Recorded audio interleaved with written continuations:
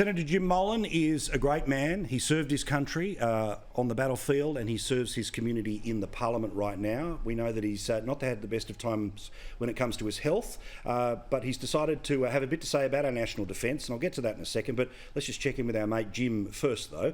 Jim, lovely to see you, mate. How are you feeling? How is your health? Geez, you look good. I think it's trick photography, Paul. But listen, thank you very, very much. It's like coming home, I must admit, and I thank you for the good wishes that you've sent me. I think Richo particularly, he was very, very generous for a Liberal Party senator.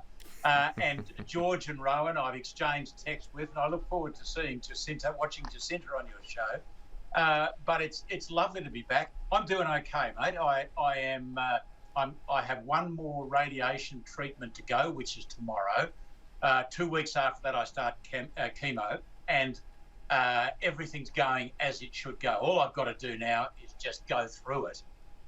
And depending on how my body reacts will depend on how much involvement I can take in day-to-day life. The worst thing in the world would be if the Prime Minister called an election and I wasn't there. So let's hope he doesn't. Yeah, I think due to Senate dates, you've still got another couple of months, so you'll be okay. Yeah, I've got a few months.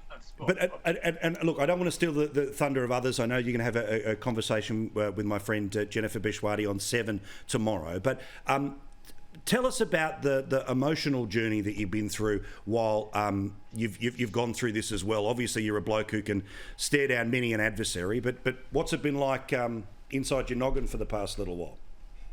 It's been an interesting journey.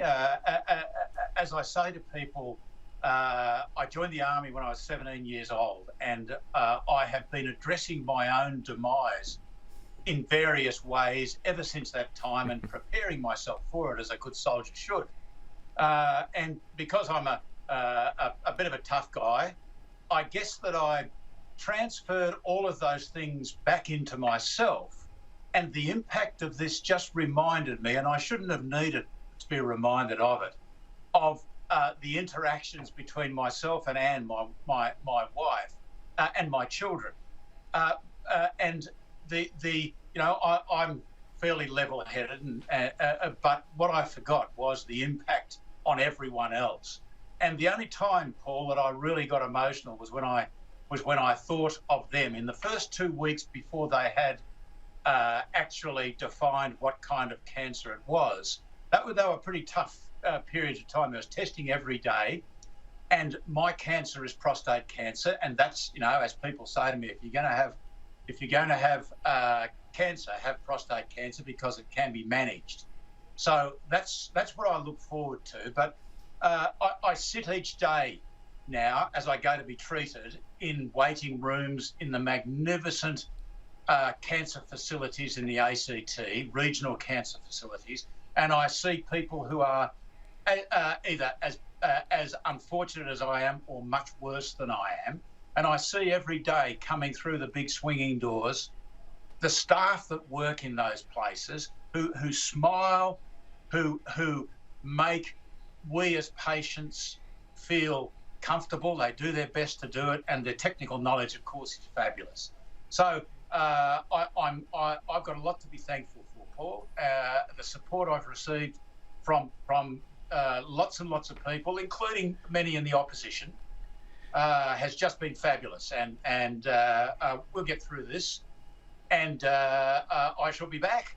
We love you, mate. You got a beautiful pair of boots, steel capped, and you can kick its ass, no question. Now, everyone will have a chance to say a shout out to you in a second, but let's talk about an opinion piece that you wrote today about our national preparedness, about our defence. Where quite correctly, if the strategy is just wait for America to turn up, that's not going to be enough to defend our country. So put simply, where do you think we have some work to do to actually be able to defend our country with our own people, with our own gear?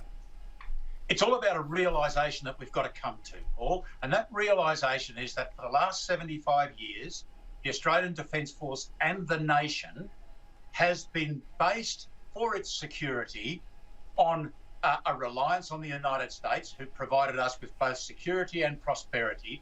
Therefore, for those 75 years, we could say to ourselves, we will base our defence and security strategy on what we think we can afford. Now, that's if we spent 2%, that was great. If we spent 1.6, we got away with it. If we spent a bit over 2%, that's fabulous. We are now in a situation where that's not good enough. What we've got to do now is focus both for our nation, which lacks self-reliance and resilience, and for our ADF, which lacks mass, it lacks lethality, and it lacks sustainability. We've got to base that, Paul, on not what we think we can afford, but what we need. And we've now got a threat against us, which I defined this morning in my article in The Australian. And now that we've got a specific threat against us, we can go back and rework it and decide what we need to spend. And then we can decide whether we take risk or not. We ask governments to take risk all the time. But how can we take risk, Paul, if we don't know what we need? Well, and in terms of hardware, we sort of hear every day that there's X hundred million being spent on this, and obviously collectively billions spent on that. But there is kind of a long lead time in this stuff being procured, designed, built. But we imagine that the threats we're up against are armed to the teeth today. So it feels like even if we decided to go all in on everything that you're talking about, there's 10 years before we're up to where others are today. That's correct. I believe that the biggest threat we face in the next 3 to 5 years, and I choose that time period for a number of reasons that will take a bit too long to go into at the moment. But the Australian Defence Force has never been better than it is at the moment over the last 75 years of its existence. And a lot of that's due to Prime Ministers Abbott, Turnbull and Morrison, and to the government of which George and I are members. Now, that's fantastic. We've got the ADF to where it should have been for the last bloody 75 years. Now we've got to take it to where it should be for the future. Yeah, we've got a big hill to climb going into the future, but I would be satisfied if we just started planning based on a logical strategy. And it's not just the ADF. We always talk about the ADF. The ADF is more prepared for what's coming down the track towards us than the rest of the nation. We've had 75 years where the Australian Defence Force has gone away and fought polite little wars in quiet parts of the world, and Australia didn't notice. There was fundamentally no change to the nation. This is not going to be what happens in the future.